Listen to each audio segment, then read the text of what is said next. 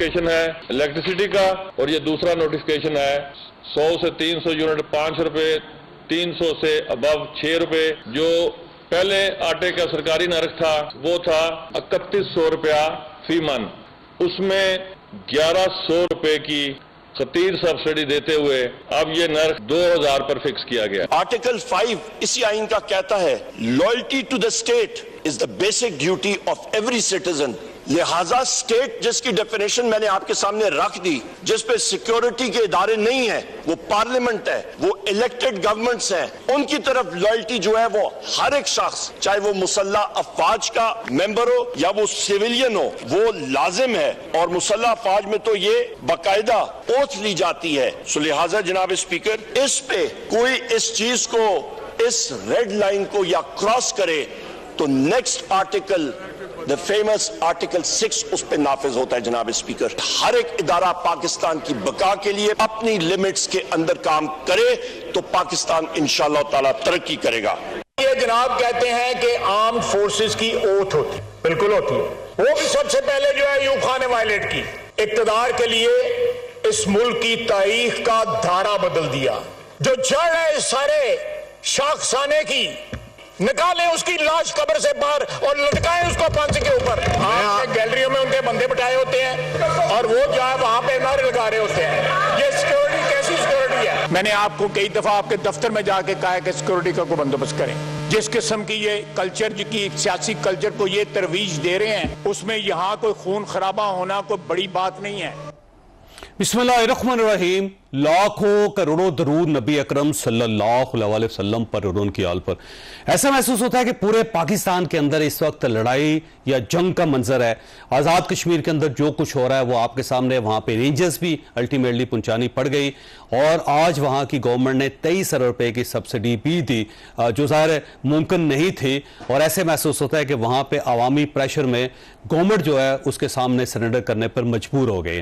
तो वहां पे एक लड़ाई की सूरत हाल है। और उसके बाद पार्लियामेंट हाउस में, कौमी असम्बली में आज जो मंजर देखने को पूरी कौम को नसीब हुए वो इंतहा दर्जे के तशवीशनाक है, खौफनाक है। बल्कि आज तो ख्वाजा आसिफ साहब ने यह भी कह दिया कि ईवान के अंदर सिक्योरिटी का बंदोबस्त किया जाए कि कहीं ऐसा ना हो कि किसी की जान चली जाए। तो कौमी असम्बली के अंदर लड़ाई, कौमी असम्बली के बाहर लड़ाई, सियासी जमातों के अंदर लड़ाई, और सियासी जमातें भी एक दूसरे के साथ लड़ रहे हैं। अल्टीमेटली ये लड़ाई कब खत्म होगी?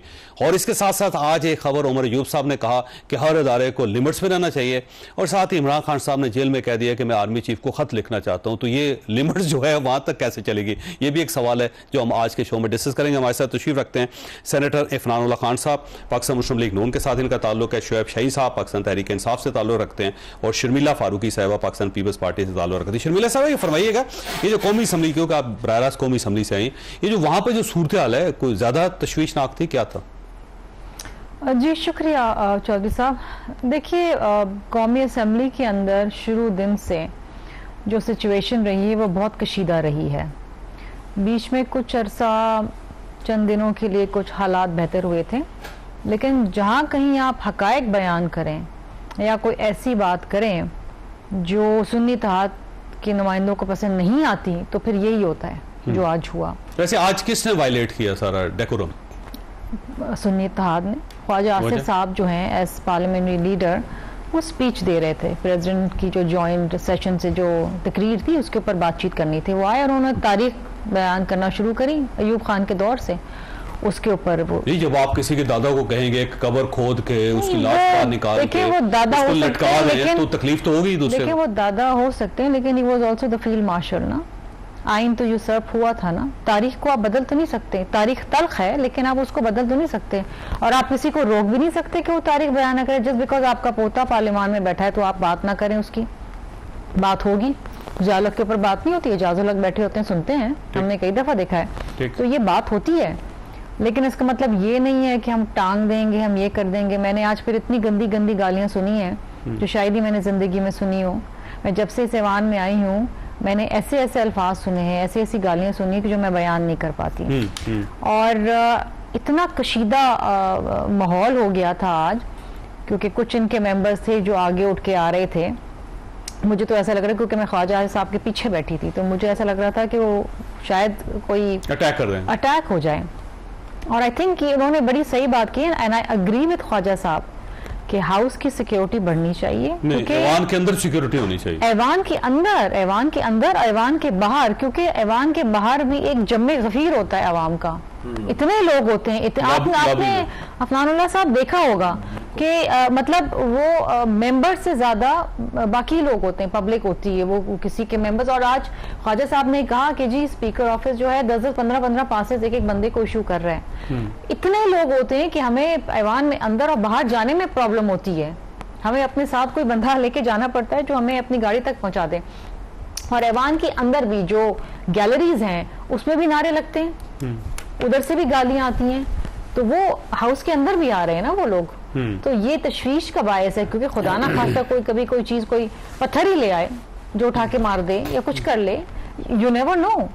सो क्योंकि अगर आप में इतनी एग्रेशन है, इतना गुस्सा है, इतनी नफरत है और आप बर्दाश्त नहीं कर सकते किसी और की गुफ्तगू। हमने आज कोई 1.5 घंटा सुनी है उमर अयूब साहब की। वो देख रहे थे कि वो उमर अयूब साहब बोल रहे थे, सब बड़ी चुप करके खामोशी से सुन रहे थे, लेकिन दूसरी साइड पे जब बोलना शुरू किया तो इस साइड पे खड़े हो गए सब। तो यही हो रहा है, शुरू दिन से ऐवान में यही हो रहा है कि वो बोलते रहते हैं, जब हमारी बोलने की बारी आती है तो वो शोर करते हैं। यहाँ तक कि बीबी आसिफा के ओथ के ऊपर उन्होंने शोर किया, वो हल्फ ले रही हैं, वो शोर कर रहे हैं। प्रेसिडेंट साहब की स्पीच उन्होंने सुनी नहीं, मुस्तकिल नारेबाजी और बदतमीजी, न जाने क्या कुछ नहीं हुआ था उस दिन। वैसे शिव से ये करना क्या चाहते हैं बेसिकली? आप ये चाहते हैं कि असम्बली बंद हो जाए या खुदा ना खासा वहाँ पे कोई हादसा हो जाए। अब लॉबीज के अंदर से जब गालियाँ दी जाएंगी ऐवान के लोगों को, तो अल्टीमेटली आप माहौल खराब ही करना चाहते हैं ना जी। देखिए ये बात तो नहीं बताई ना कि किसने माहौल ख़राब करने की कोशिश की। माहौल तो ख़राब करने की कोशिश की पहले ख्वाजा आसिफ ने। अगर ख्वाजा आसिफ की नीयत दुरुस्त हो, पहली बात तो यह है कि ख्वाजा आसिफ उमर अयूब साहब तकरीर कर रहे थे, 1.5 घंटा उन्होंने की, अच्छी बात है, उनको सुना, खामोशी से सुनी, ख्वाजा आसिफ की बात भी सुननी चाहिए। देखें ख्वाजा आसिफ पहले खुद अपने आप को बताए, ख्वाजा आसिफ कठपुतली है। ख्वाजा आसिफ इस वक्त रिहाना डार से हारा हुआ कैंडिडेट है, सबको पता है। पहले उसके उस्मान डार को उठवाया, फिर उमर डार को उठवाया, फिर रेहाना डार को कई दफ़ा उसने जेलों में डलवाया, उसको अगवा कराया, मगर जब आखिरी दफ़ा वो जीत गई उसके बावजूद उसका रिजल्ट तब्दील कराया गया। ख्वाजा आसिफ से मैं पूछता हूँ कि 2018 के इलेक्शन में वो कहता है कि जी जब मैं हार रहा था तो मैंने बाजवा साहब से बात की कि मेरा इलेक्शन जिताओ, उसने उसकी आशीर्वाद से जीता। वैसे 2018 में आपकी पूरी पार्टी ने जनाब बाजवा साहब से रब्ता किया, चले लेकिन उसमें ख्वाजा आसिफ भी शामिल था। ख्वाजा आसिफ हमारी पार्टी का नहीं था। चौधरी साहब ने इंकशाफ किया कि हमारा साहब, कौन चौधरी की क्या हैसियत है, छोड़ने के बाद इंकशाफ फरमा रहे हैं ना। साहब 1800 वोटों से हार गए थे, वो हमारे साथ गए, वो पांव पड़ गए उनके कि मुझे जितवाया उन्होंने। कौन चौधरी से बड़ा झूठा कौन हो सकता है कि उसने 50,000 वोट लिया, हमारे सलमान अकरम राजा ने 1,62,000 वोट लिया और वो उठा करके वो मैनिपुलेट करके इलेक्शन जीत के आके बैठ गए। इसलिए उसके झूठ पे तो आप ना जाएं। ख्वाजा आसिफ की अपना वजूद कहां से आया, उसके वालिद साहब किसकी पैदावार है या वो खुद किसकी पैदावार है? अगर आप देखें ज़िया-उल हक की पैदावार है। परवेज मुशर्रफ के खिलाफ इस वक्त जजमेंट आ चुकी है और वो जजमेंट अपहोल्ड हो गई है सुप्रीम कोर्ट ऑफ पाकिस्तान से। उसमें लिखा हुआ है कि कब्र से निकाल कर उनको लटकाएं। इंप्लीमेंट करें ना आप, एग्जीक्यूट करें, शुरू करें ना आप।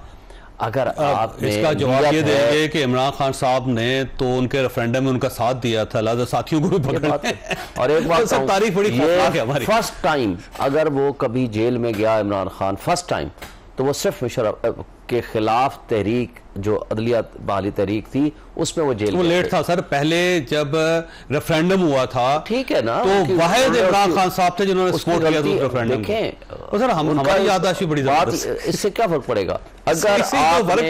अगर आपने ये थोड़ा है कि वो जाकर के ज़िया-उल हक ने क्या कहा था कि मेरी उम्र नवाज शरीफ को लग जाए, वो लगी फिर उसके बाद। और जिस तरह की वही है, अगर मैं एक बात बताऊं, अगर 3 बड़ी पॉलिटिकल पार्टीज उठाएंगे, दी ओनली पॉलिटिकल पार्टी और इमरान खान जो अपने बलबूते पर और अपने जोर पे इक़्तिदार में आया और आज तक सबसे बड़ी पॉलिटिकल पार्टी बनी।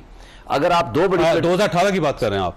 मैं आज की बात कर रहा हूं, आज की बात भी कर रहा हूँ, 18 की बात। 2018 में वो हंसना शुरू हो गई, 18 की बात भी अगर मैं करूं तो 18 के हवाले से भी मेरी सिर्फ एक बात सुन लें। कहा गया 2018 के इलेक्शन में धांधली हुई थी, पार्लिमानी कमेटी बनाई गई, ये लोग नहीं आए, 16 महीने इनका इक़्तिदार रहा। सिर्फ एक बात करके बात मुकम्मल करने दें। 16 महीने में एक जुडिशियल कमीशन बनाते और उसमें डिटरमिन कर लेते कि हाँ जी ये आपने गलत किया और यहां से ये खराबी हो गई। अफरान साहब देखें, ख्वाजा आसिफ साहब को उस लेवल पे नहीं जाना चाहिए था कि एक शख्स है, जाहिर है उनके दादा हैं, उनसे उनकी अकीदत है, उनसी मोहब्बत है, आप उनको कह रहे हैं कि कब्र से बाहर निकाले और उनकी लाश को फांसी पे चढ़ाएं, तो सारे दूसरी तरफ से माहौल खराब होगा ना, आपको भी तो एहतियात करनी चाहिए। जी बिस्मिल्लाह रहमान रहीम। देखिए बात यह है कि जो इन्फॉर्मेशन मेरे तक आई है उसमें यह है कि उमर अयूब साहब ने कहा था कि आर्टिकल 6 लगना चाहिए ख्वाजा आसिफ साहब पे, तो ज़ाहिर है फिर उसके जवाब में जो है वो यही बात आनी थी जो आई है। अब किसी के ज़ाहिर अगर कोई किसी का बाप है या दादा है उसकी रिस्पेक्ट अपनी जगह है, लेकिन जनरल अयूब के ऊपर बहुत बड़े बड़े इल्ज़ाम हैं। उसने आइन को सबवर्ट, पहला आदमी इसने ये जिस डगर पे इस मुल्क को चढ़ाया है उसने चढ़ाया। फिर बांग्लादेश के बानियों में से एक वो भी हैं क्योंकि इतने हालात ख़राब कर दिए, वो बंगालियों को इंसान ही नहीं समझते थे।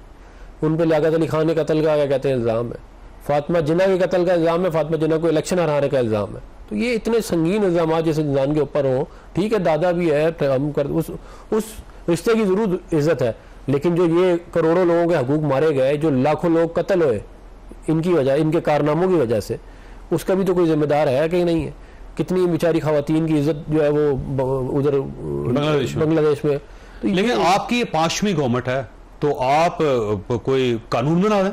आज जनरल परवेज मुशर्रफ साहब को कहें कि वो आज से फील्ड मार्शल नहीं है और वो पहले आदमी है जिन्होंने आइन ये सब कुछ हो सकता है। देखिए हमने परवेज मुशर्रफ के खिलाफ हमने ही केस किया और फिर हमने उसकी सजा भी भुगती। बात ये है कि सिर्फ कह देना तो बड़ा आसान काम है ना, लेकिन उसके ऊपर अमल दरामद करना और उसको करवाना बहुत डिफ़िकल्ट काम है। अब मेरे वाले साहब ने तो ज़िया-उल-हक के दौर में भी जेल काटी है, तो लेकिन ठीक है बहुत सारे लोग जो है वो मुख्तलिफ टाइम पे जो है वो उनका रहा है कुछ ना कुछ, लेकिन ये सिलसिला ख़त्म तभी होगा जब तमाम मेजर पॉलिटिकल प्लेयर्स ये फैसला कर लेंगे कि ये मजीद मामला नहीं चल सकता। और ये जब तक ये फैसला नहीं होगा ना, ये फैसला हो गया था एक दफ़ा 2007 में COD में, चार्टर डेमोक्रेसी में, लेकिन बदकिस्मती से जो है वो इमरान खान को इस्तेमाल किया गया, उन्होंने आगे वो सारा का सारा जो गेंस थे डेमोक्रेटिक गेंस वो सारे ज़ीरो कर दिए। और ये जो अभी बात कर रहे हैं इलेक्शन वाली, ये सिलसिला शुरू 2018 से, ये वाला जो किस फरमाइशी फ़ोन करके रिजल्ट चेंज करवाने वाला, मतलब कमाल। आप सोचें कि 53 सीटें ऐसी हैं जिसके अंदर विक्ट्री का मार्जिन कम है, रिजेक्टेड वोट ज्यादा है, वो सारी PTI को 2018 की नहीं, अब तो आगे चले गए ना, अब तो 2024 की बात करें।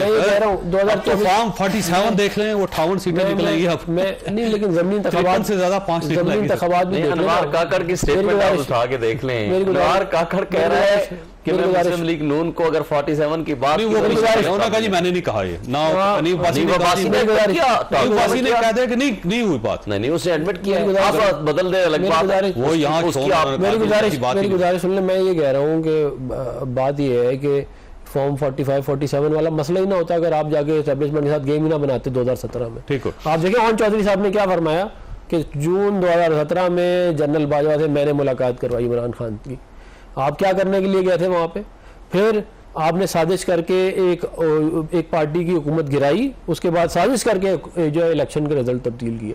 अब आप खाली एकदम से अब आप आजकल आगे आपको सूट नहीं कर रहा तो आप एंटी एस्टेब्लिशमेंट बन गए। वो ब्रेक ले लें और अफरान साहब की हर स्टेटमेंट को आप सच्चा मानते हैं? चले मैं और लोग शायद नेत्रा का इंटरव्यू है जिसमें जनरल बाजवा ने इमरान खान को बोला कि तुम्हारी कौन सी हुकूमत है जो तुम इतना कर रहे हो, मैंने तुम्हारी हुकूमत बना के दी है। छोटी सी ब्रेक वो दोबारा हाजिर होता है।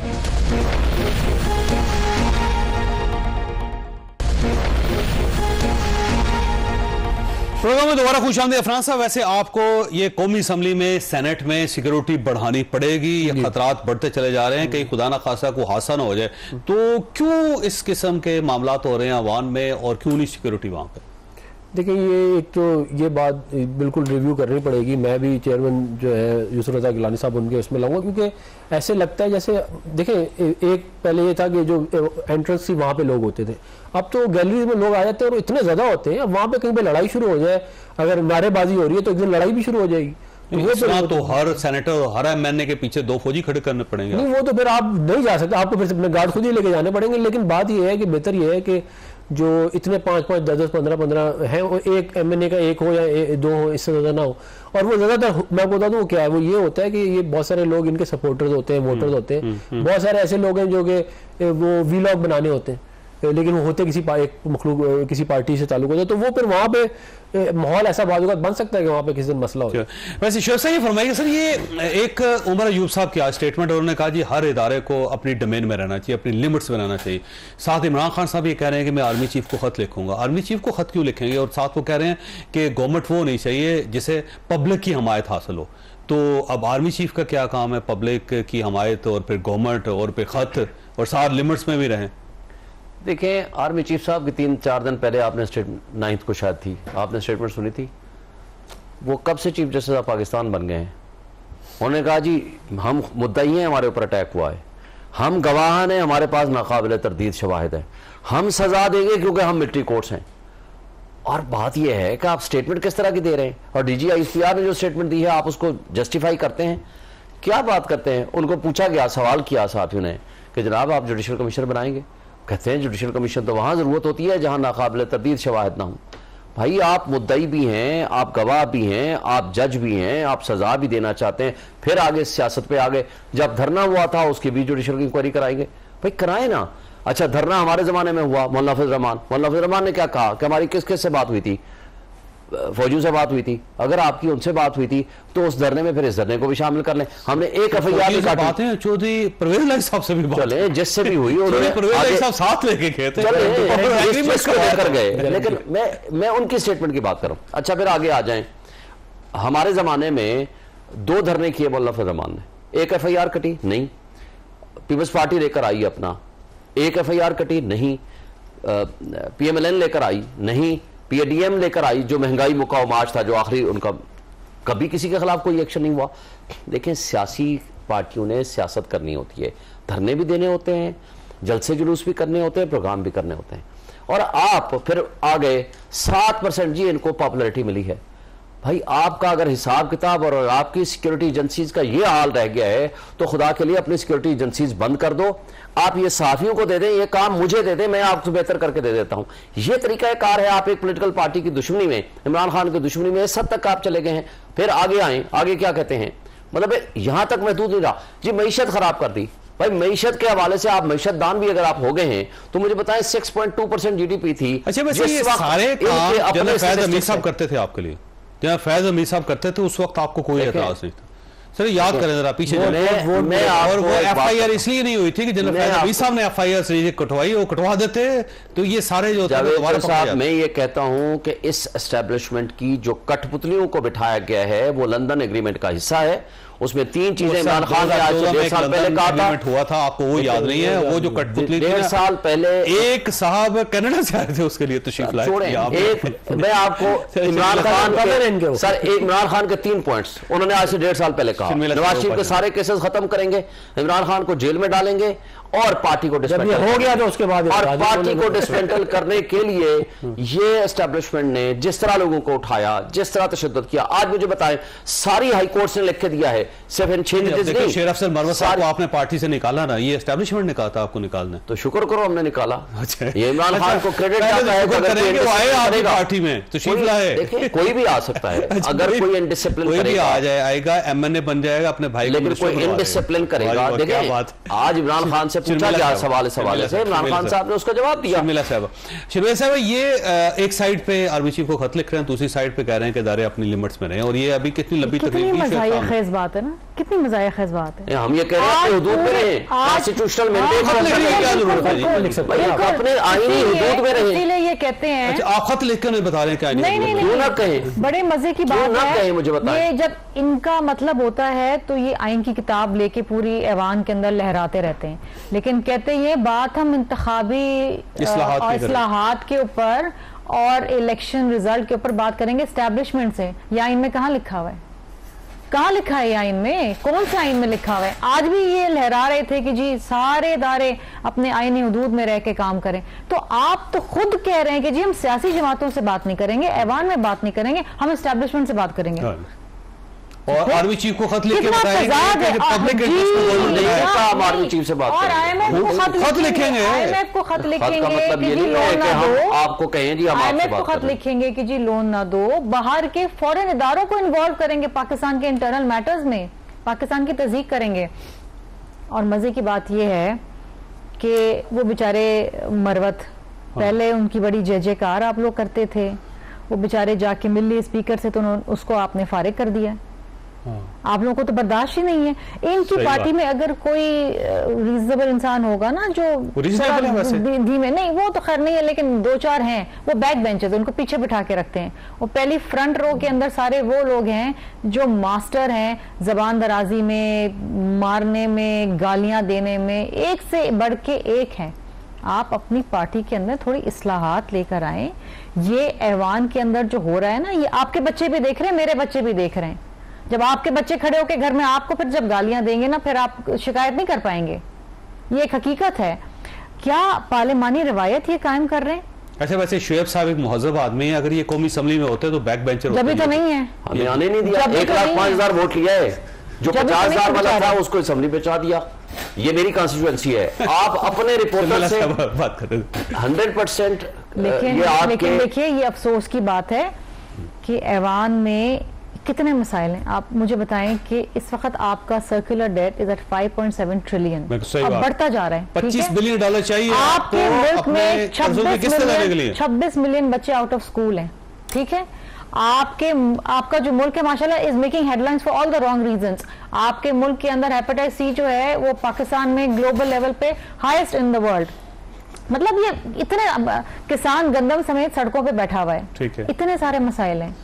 जब तक ऐवान नहीं चलेगा, डेमोक्रेसी नहीं चलेगी, उस वक्त तक पाकिस्तान ठीक नहीं हो सकेगा। मैंने ब्रेक लेनी है। अफनान साहब आपके पास सवाल छोड़ के जा रहा हूं कि ये जो आज़ाद कश्मीर के अंदर हो रहा है और वहां पे गवर्नमेंट ने आज ऑलमोस्ट सरेंडर कर दिया है। 23 बिलियन रुपीस की वहां पे सब्सिडी दी, बिजली के रेट्स कम कर दिए, गंदम के रेट्स कम कर दिए, इसके बावजूद वहां पे राइट्स हो रहे हैं। और कहीं ऐसा ना हो कि कश्मीर वाली जो राइट्स हैं वो पाकिस्तान के अंदर आ जाए। जब यहां पर आ जाएंगे तो कैसे समेटेंगे आप? छोटी सी ब्रेक, और ब्रेक के बाद दोबारा जरूरत।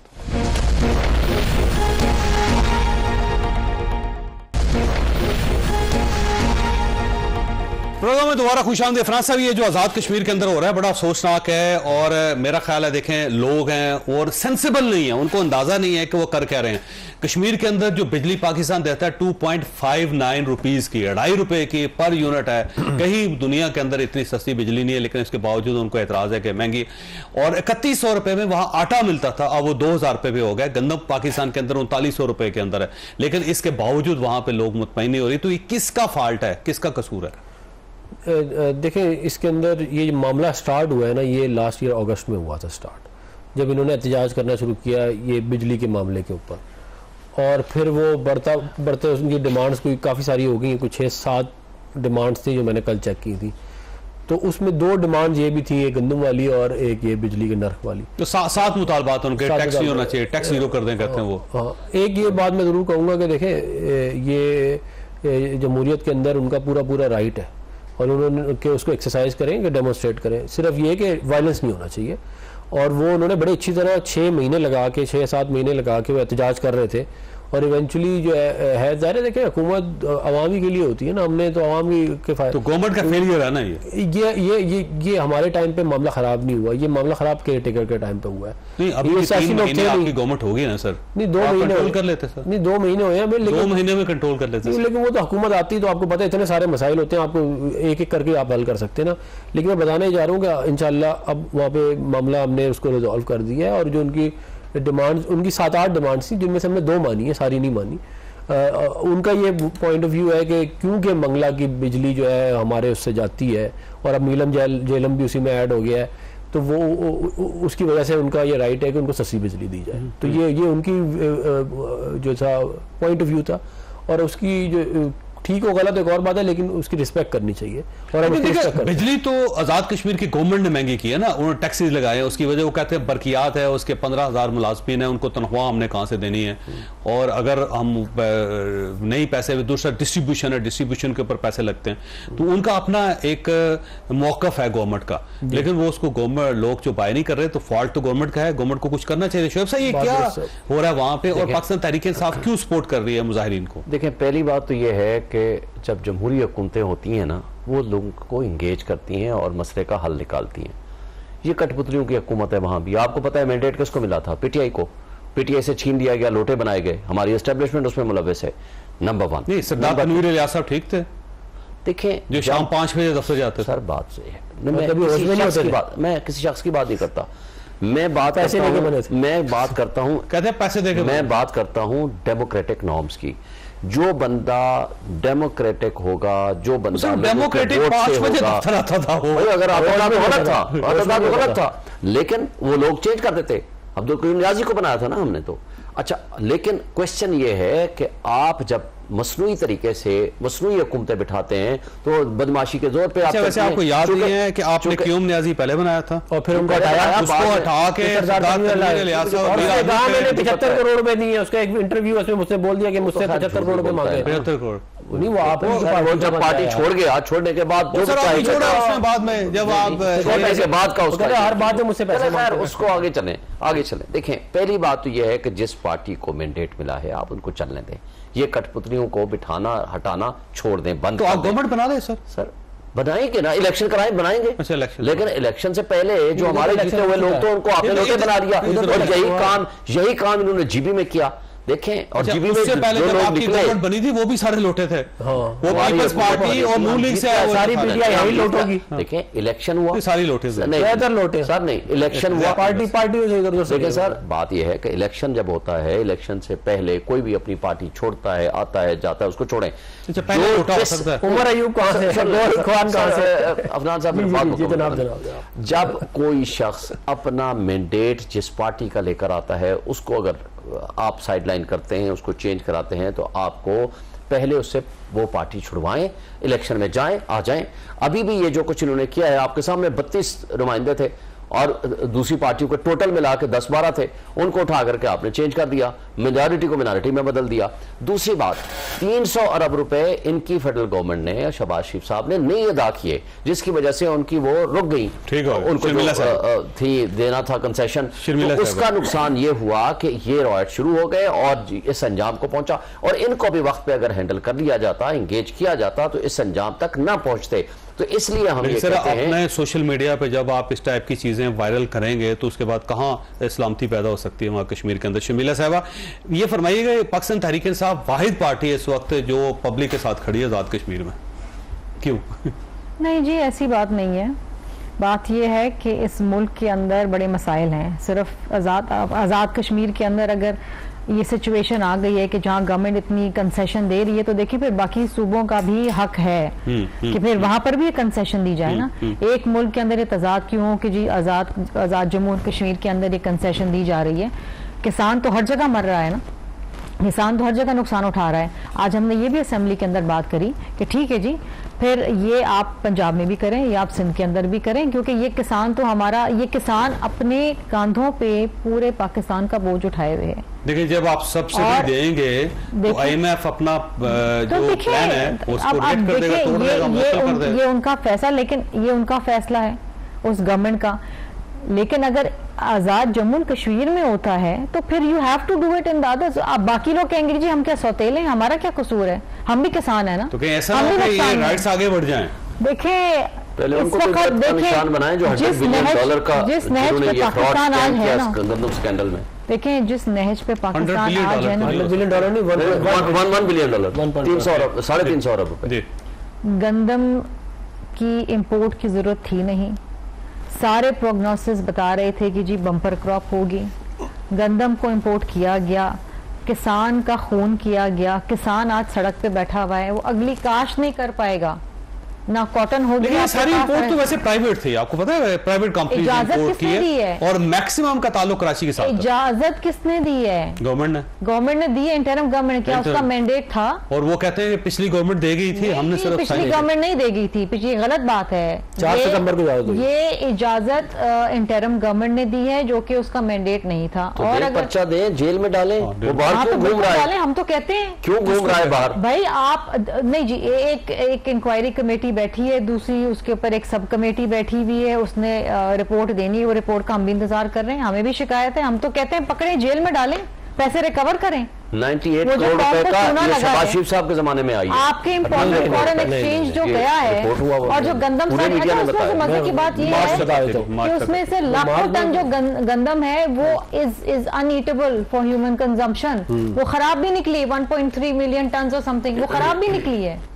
It is not fit for human consumption. मैंने ब्रेक लेनी है, लेकिन तीनों के पास एक सवाल छोड़ के जा रहा हूं कि इस सारे जो कयास है या जो सारे मसाइल हैं, आखिर उनका हल क्या है? कोई हल तो होना चाहिए। छोटी सी ब्रेक, और ब्रेक के बाद दोबारा।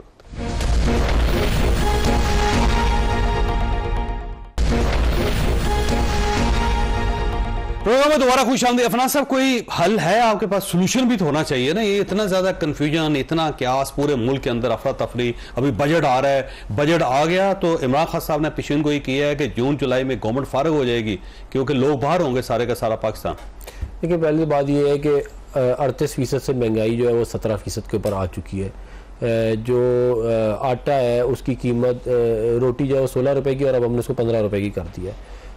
इसके अलावा जो आटे किसान रो रहा है, आटा नहीं, वो बिल्कुल शर्मिला साहिबा बिल्कुल ठीक कह रही है। वो मैं इनकी बात की तायद करता हूँ कि ये कोई तरीका नहीं है कि आपने 1.1 अरब डॉलर की गंदम मंगवा ली है और अब उसमें बहुत सारी खराब भी है, और आप जो है वो मतलब वो जो है एक बंदा दूसरे की शक्ल देख रहा है, दूसरे तीसरे की देख रहा है, और ऐसे कर रहे हैं जैसे किसी को कुछ पता ही नहीं है। ऐसे तो नहीं हो सकता ना, इन्होंने आपने इतनी बड़ी वारदात हो जाए और किसी को पता ही ना चले। अब बात यह है कि मसाइल का हल का जो आप बात कर रहे हैं वो ये है कि एक तो महंगाई नीचे आ रही, दूसरा स्टॉक मार्केट आप देख रहे हैं रोज़ाना रिकॉर्ड बना रही है। एक इकॉनमी के जो मामलात हैं वो किसी हद तक स्टेबलाइज कर रहे हैं। आने वाले दिनों में मजीद स्टेबल हो जाएगा मुल्क, और इंशाल्लाह उसके समरात जो है वो आवाम तक पहुँचने शुरू हो जाएंगे। और मेरा ये ख्याल है कि हम तमाम लोग इस मुल्क में रहते हैं, अगर इस मुल्क के हालात ठीक होंगे हम सबको फायदा है, हम सब बेनिफिशियरी हैं इसके। सही बात। तो ये इसके अंदर ये जो एक जिद है ना कि जी हमारी हुकूमत होगी तो सब कुछ ठीक है, तो ठीक करें। नहीं, हमारी हुकूमत है तो सब कुछ ठीक है, एस्टेब्लिशमेंट भी अच्छी है, मुल्क भी अच्छा है, आवाम भी अच्छी है, और नहीं होगी तो सब कुछ बुरा है। आग लगा दो, न्यूक्लियर बम गिर जाए, ये कोई तरीका नहीं है। सियासत इस तरह होती नहीं है। आप देखिए, आपका जो मैंडेट था वो बिल्कुल 100% सारा पाकिस्तान जानता जाली था, मगर आप 4 साल लगा के गए और आपने हाइब्रिड निजाम का बीज बोया, उसको दरख्त बनाया, और सारा पाकिस्तान जानता है इस बात। तो अब आप चाहते हैं कि आप मैं ये कहता हूँ 4 साल नहीं, मैं ये कहता हूँ कि हमारे साथ बैठ के बातचीत करके आगे मामला देखते हैं। वैसे बात के अलावा कोई और चांस नहीं है, आपको गुफ्तगू करनी पड़ेगी, टेबल पे बैठे मामलात वहां पे सेटल करें। बिल्कुल करते हैं, बनाएं जुडिशल कमीशन, कल बना दें, हम कल ही बैठ जाते हैं इनके साथ। अब कश्मीरियों के साथ हम बैठे, डाकुओं के साथ बैठ के बात करें जिन्होंने डाका जनी के जरिए वजूद में आए हैं, इनकी हैसियत क्या है।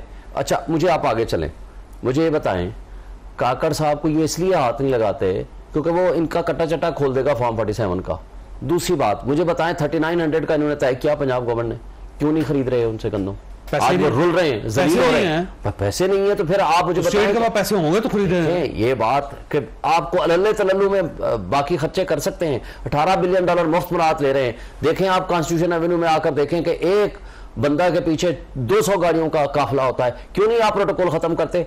क्यों नहीं आप अपने बाकी खर्चे कम करें और किसानों को देखें? आपका फ्यूचर है वो, उनके बगैर आपका निजाम नहीं चलेगा। अगली फसल कौन लगाएगा? और अगले साल मुझे बताएं गंदम ना उन्होंने उगाई क्या होगा? आपको सारी गंदम भी आपको इंपोर्ट करनी पड़ेगी। अच्छा, उससे आगे चलते हैं, लोग भूख से मर रहे हैं, कहते हैं मुल्क बहुत अच्छा चल रहा है। पाकिस्तान बिजनेस कम्युनिटी ने क्या रिपोर्ट हो रहा है? एक second sir, Pakistan business community ने क्या रिपोर्ट दी है? आप इन्वेस्टमेंट तब लाएंगे, पहले इन्वेस्टर का यहां का जो है ब्रेन ड्रेन हो रहा है, और इन्वेस्टर यहां से पैसा, कैपिटल फ्लाइट हो रही है, पैसा लेके बाहर जा रहे हैं। इनका तो इत्मीनान, टेम्परेचर तो डाउन होने दें। आप जब जेल के अंदर बैठ के टेम्परेचर हाई रखेंगे तो मामला की रिपोर्ट आ रही है ना कि जी हमारा मुल्क बहुत अच्छा चल रहा है, जी मईशत बेहतर हो रही है। वर्ल्ड बैंक की रिपोर्ट क्या कहती है? आधी आबादी आपकी सत्ताए गुर्बत से नीचे चली गई है, और अपने साथ 1.5 करोड़ अफराद और शामिल हो जाएगा। और आखिरी बात, IMF ने आपके मुल्क को जंग ज़दा मुल्कों में शामिल कर लिया, और आपका पासपोर्ट वर्स्ट तरीन सेकंड लास्ट नंबर पे पहुंच चुका है। वैसे ये मुल्क किस तरह चला करते हैं? आपके ज़हन में कोई हल है? पीटीआई के दौर में भी यही था, पीटीआई के दौर में भी पासपोर्ट क्या नंबर 1 था दुनिया में। तारीखी गुर्बत आपके दौर में हुई है। गुर्बत का आगाज मैं बताता हूँ, आपके दौर में तारीखी गुर्बत आई है। मैं बताता हूँ, 22% थे। 16 रुपए बिजली के यूनिट को उठा के आप 70 रुपए कभी भी नहीं था आपके दौर। आप 4 रुपए का छोड़ के गए, महंगाई थी, आप फूड इन्फ्लेशन साहब को बोलें जी। तारीखी गुर्बत का आगाज हुआ इनके दौर में। कितने लाखों लोग गुर्बत की सतह से मजीद नीचे चले गए इनके दौर में। मैं कोविड की वजह से हुआ था। नहीं कोविड की वजह से सारे ये तो आपका 6.2% जीडीपी एक साल आखिरी साल में आपने जब पहले 5.1 सुनने का हौसला भी नहीं होता ना। है तारीखी कर्जे इनके दौर में लिए गए, तारीखी कर्जे जो पिछले 70-75 साल में नहीं लिए गए, वो इनके दौर के अंदर लिए गए। ये हकीकत है। वैसे शहबाज साहब ने ये स्टेट बैंक की रिपोर्ट है, ये मैं अपने घर से नहीं लेकर आई हूँ ये बात। They know it very well. जिस तरीके से इनके दौर के अंदर ऑपोजिशन को जेलों में डाला गया, हर किसी को हरासा किया गया, चाहे वो जर्नलिस्ट हो, चाहे वो सियासतदान हो, चाहे वो बिजनेसमैन हो, हर कोई हरासा हुआ। इनकी पार्टी की सारी क़यादत जेल के अंदर है इस वक्त। तो ये जेलों में नहीं रखे गए। परवेज अलाई साहब सिर्फ जेलों में नहीं, अगवा किया, उठाया, घरों को चादर चार दीवारी की पामाली की, घर तोड़े, औरतों को उठाया, बच्चों को उठाया, पार्टी डिसमेंटल की। जब आपने फरियाद ठाकुर को अरेस्ट किया था, तो जब चादर चार दीवारी की पामाली ने किया था ना, नहीं किया, कमाल